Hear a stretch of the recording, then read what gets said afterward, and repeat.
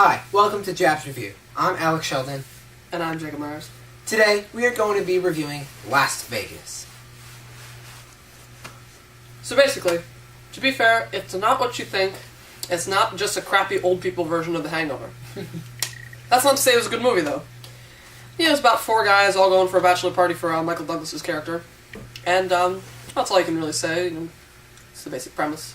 So pretty much, this movie, its overall rating, we gave 2 stars out of 5, which means, pretty bad.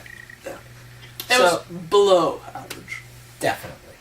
So let's start off with acting. So we felt that the good actors, Morgan Freeman and Kevin Kline. Kevin Kline was actually hilarious in this movie. Yeah, I completely loved Kevin Kline as much as one should love Kevin Kline. And Morgan Freeman, a lovable constant. He wasn't like, the center point of the movie, but he was just a good guy to have around, a good guy to be in this movie. Definitely. But the problem is that Robert De Niro and Michael Douglas, 2 fantastic actors outside of this movie. My favorite movie is Goodfellas, in addition, of course, to Reservoir Dogs, but Goodfellas is another one of my favorites, and of course, Robert De Niro is being one of my favorite actors. Yes. The problem with this is that we don't think that the plot and maybe some of the writing and the character development was good for these actors to take on these roles. Let's not forget Mary Steenburgen. Oh, yes. I love her too. She's in many things, including, who's to say. But she pretty much plays the same character as always, except I guess we'll delve into writing a little bit early. Yeah.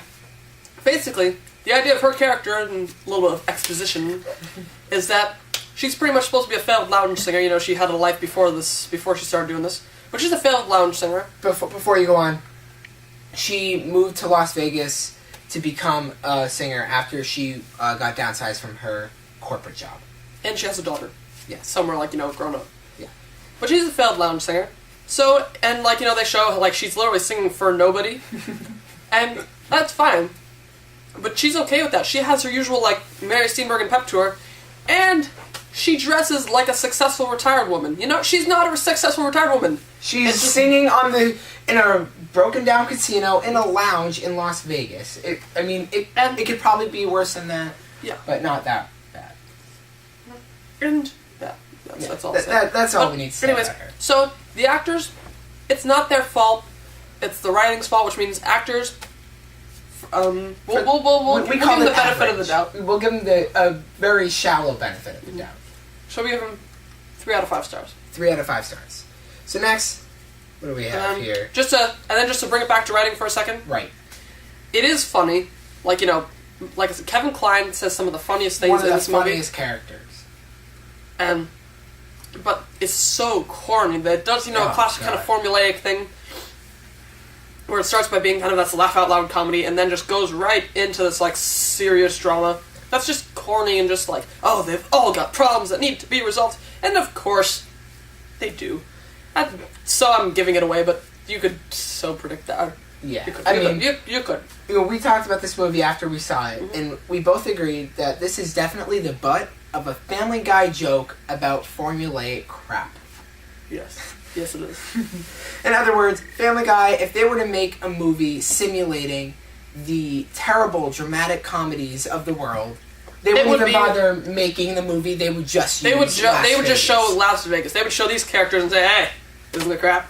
Which is why we gave this movie. What did we give it? 1 or 2? We gave it 1. Actually. 1 star. It deserves out of 5 for plot and writing. Mm-hmm. Well, let's move on to cinematography and editing. Okay. There really wasn't that much to say about it. No. We called it average. 3 stars. Because if cinematography and editing are going to save this movie, then it's typically going to be an artsy movie. It's going to be like a classy, famous director type thing. But it's just not the case. And that's not to say it made it a terrible movie, but it didn't add anything. And, that's all you can really say. Yeah, they could have done so much more, especially with Las Vegas, with, a city in the middle of the desert. There weren't any, nighttime skyline scenes. It's true, they didn't have any nighttime. And they had some daylight time. That could have definitely contributed to the success of the movie, but unfortunately... it wasn't amazing. And I'm not hating it for that reason.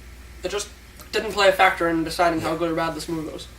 And last but not least, music. 2 words to describe it. too corny. Yes, it was terrible. Awful every single time that, you know, some sort of like corny, dramatic scene came up. They'd play like the typical piano going dun dun dun dun. Da, da, da. Yeah. Awful. Really just terrible. Just, it's so hard to talk And you about. know what? The only reason we're not giving this a 0 is because at one point they did play September. They did play September. And I love that song. Yeah. Good song. Just no. barely. So overall, bad character development, bad story development, too much stuff going on. Therefore, its overall score is 2 stars out of 5. Yeah, basically, if I may add something, Sean. Oh, please do. So, like to give an extra conclusion, if you will, to conclude the conclusion. Yes. Acting, good stuff matched by the crappy stuff, so that's average. Cinematography and editing, simply an average. Then, writing and music were each crappy. So, yes, average is matched with the crappy, 2 out of 5 stars. There you go. We'll see you next time on JABS Review.